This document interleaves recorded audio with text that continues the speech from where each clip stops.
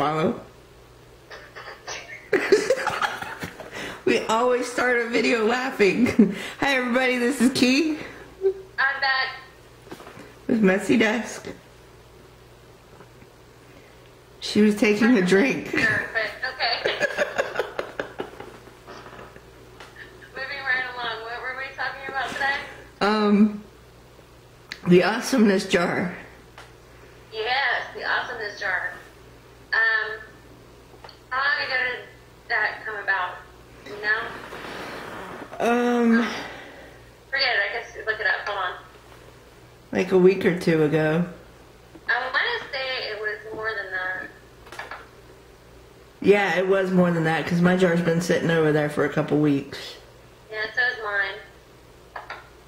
The awesomeness jar does not have a date. That sucks.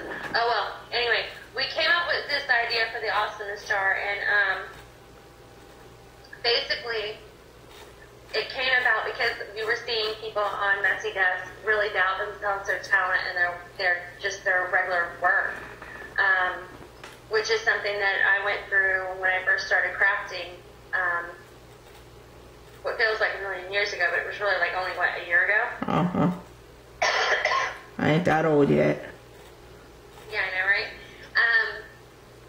Basically what happened with me was I was a member of only one crafting group on Facebook, and I was noticing that it wasn't only me, but it was kind of a lot of people who weren't in a specific group of people who, no matter what they posted, it was getting completely ignored. I mean, you would see, I don't want to name any names, but you would see one specific person post something and they would get like 50 comments and 100,000 likes, and it was really ridiculous. And then you would see 4 or 5 people who might have been new to the whole crafting thing. They would post something and then they wouldn't get any kind of comment or any kind of likes or anything like that. No feedback whatsoever. And it kind of made me wonder if I was doing the right thing by crafting. Or I don't think that's the right way to put it. Hi, Carissa. Hi, Carissa. Carissa's with us too, guys. She just doesn't know it. She doesn't know it.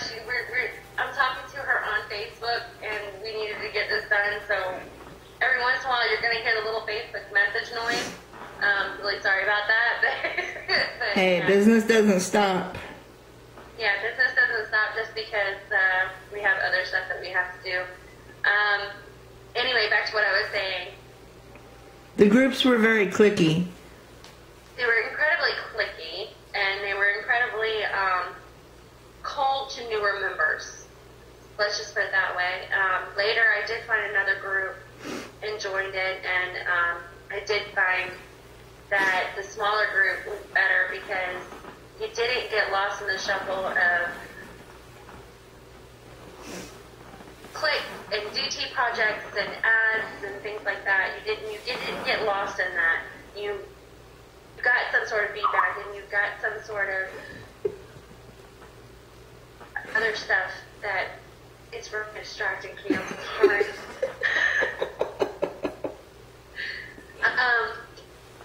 The other stuff that made it where it wasn't as difficult, and it really was a confidence builder, and it was a confidence builder enough that I opened my own group.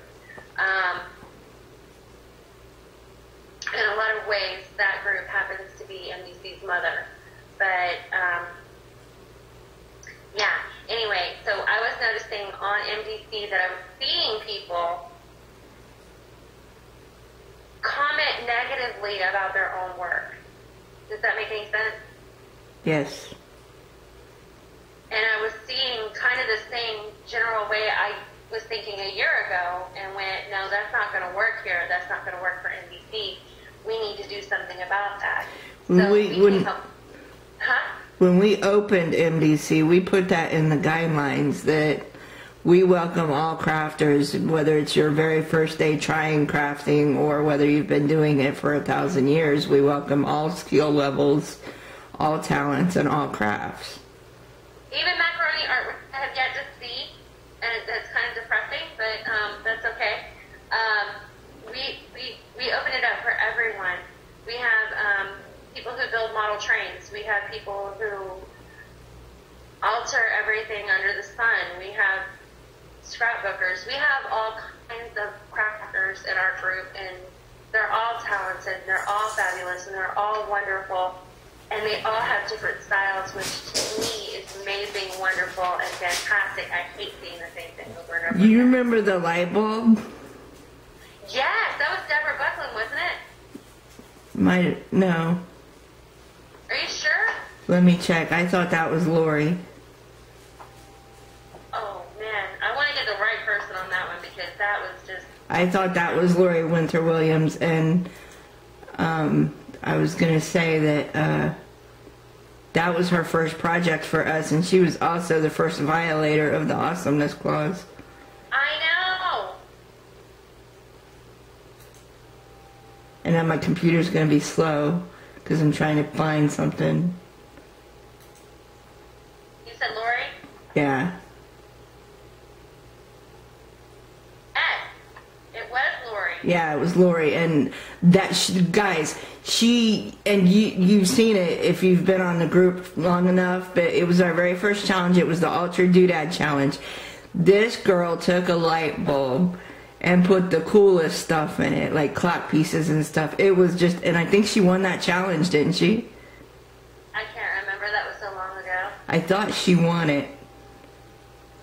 I have no idea. All I know is that was the coolest altered piece I'd ever seen in my life. Yeah. I want it in my bedroom. I love that piece so much. Let me pull up her profile because I believe she won that challenge.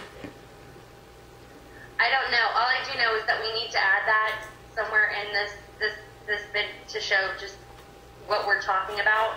Okay. That was the most awesome doodad ever. Yeah.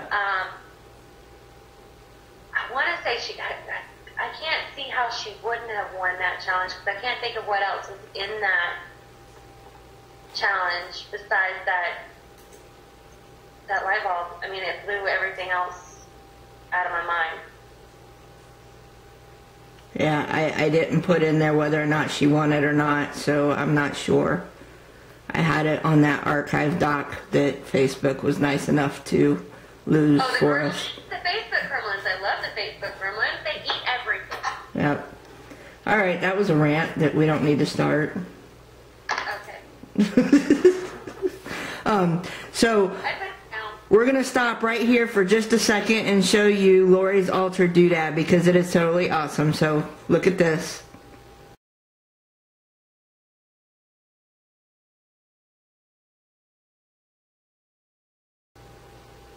Okay, moving right along. Anyway, the altar jar came about that. So there. Okay, the altar jar came about because I don't want to see people in the same position that I was in a year ago. I really want to see people grow, learn, and really understand that they're fantastic and very artistic and beautiful people. And so I came up with the idea of, there's a motorcycle, sorry, Keith. I hear it. Yeah, give me a second. Life in the ghetto. Where do you live? That's the ghetto.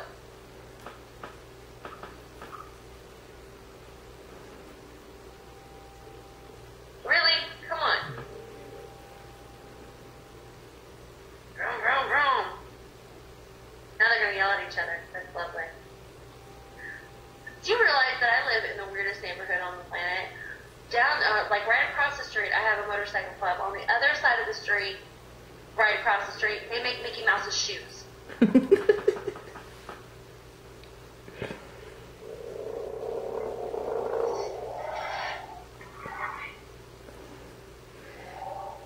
All right, moving right along.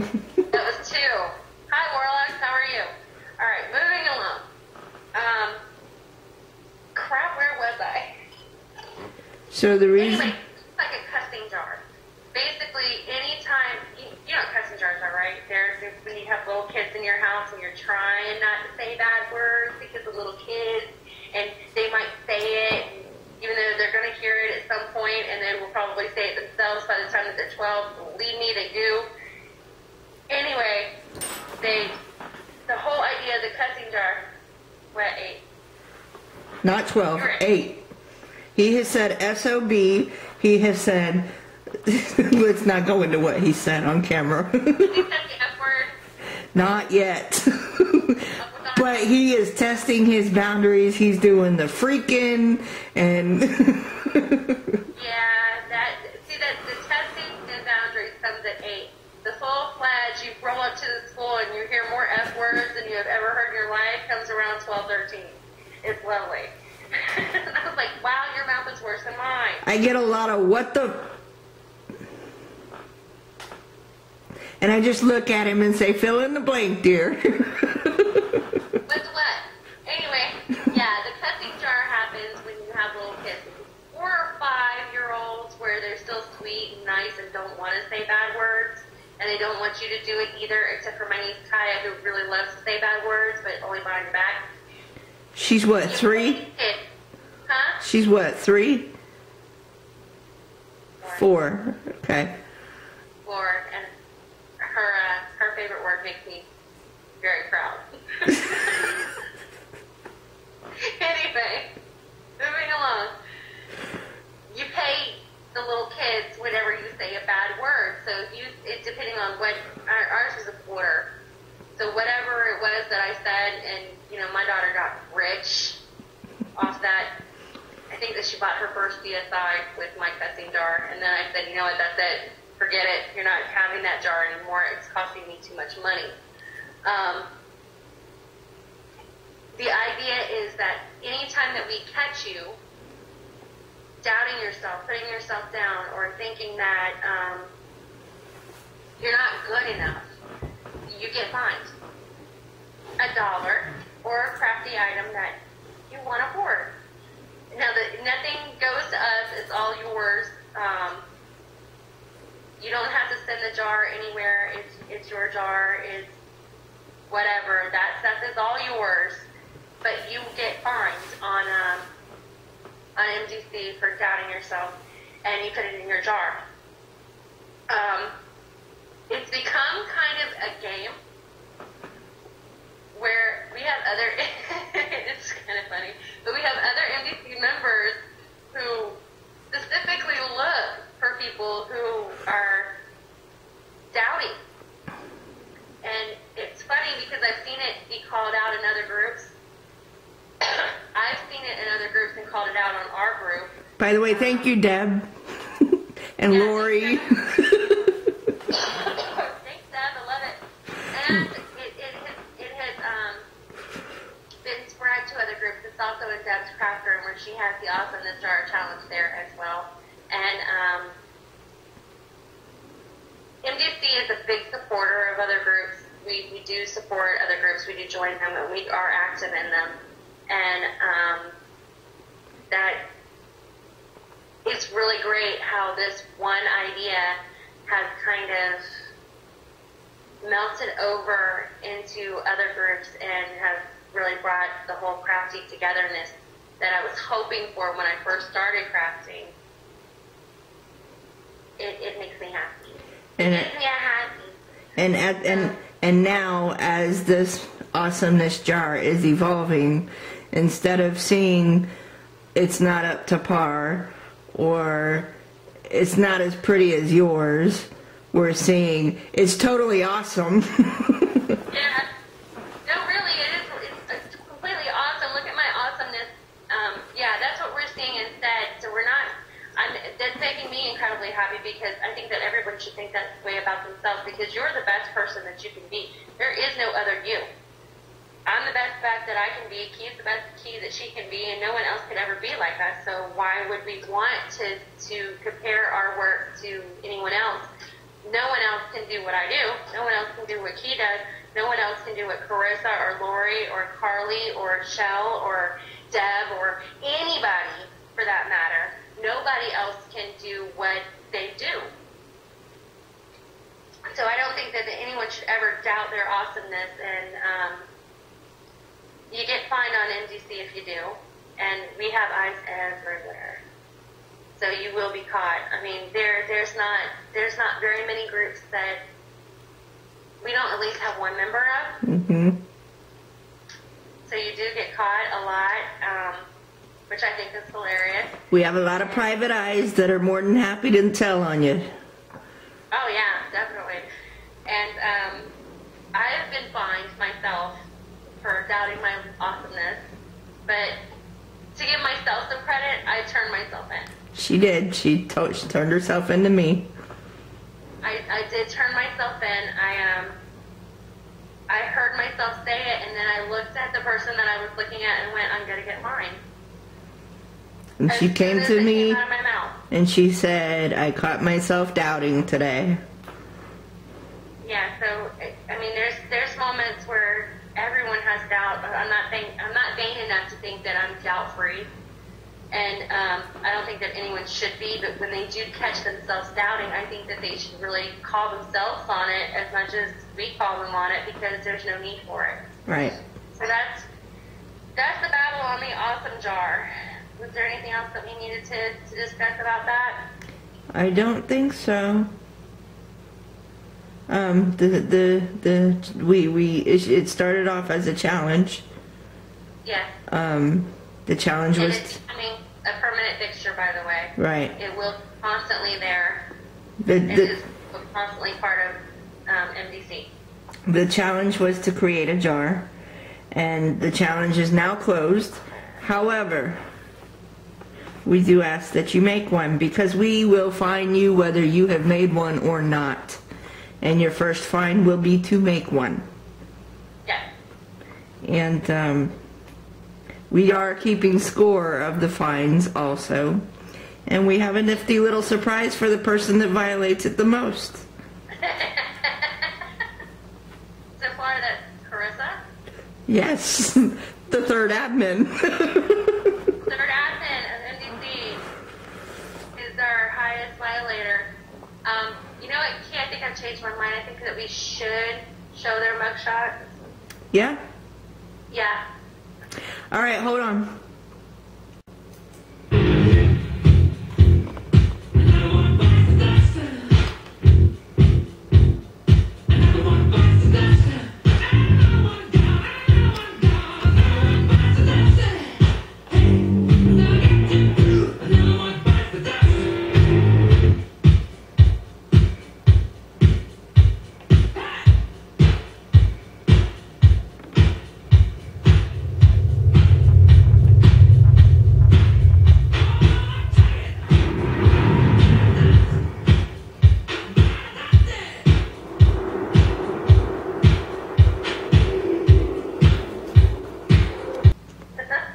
There we go. Those are our violators. You're the last one so far. So far, we'll see what happens with that. And we'll keep you updated on the awesome jar as well. Yep. So, in closing, thank you for tuning in and dealing with our craziness, and stay awesome.